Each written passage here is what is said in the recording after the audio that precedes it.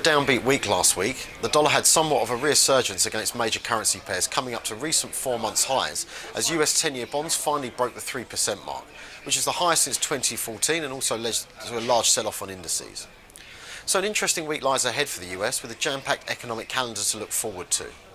It was only a month ago that the Fed raised rates for the 6th time since December 2015, but it's already decision time again with rates still at historically low levels.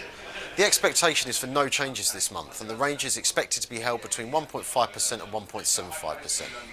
However, the subsequent FOMC statement that follows right after is sure to hold clues on future plans to potentially follow up on the recent minutes where policymakers suggested a slightly steeper path over the next few years.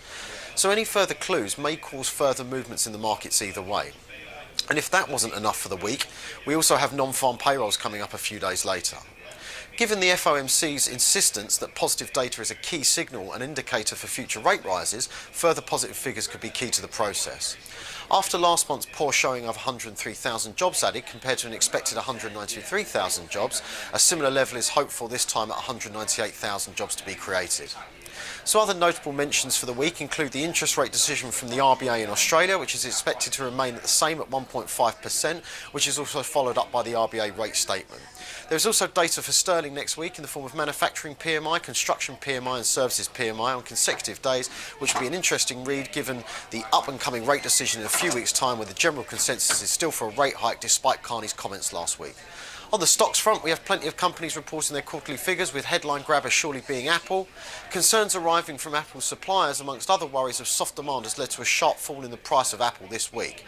Could next week's figures provide some redemption or further deepen their worries?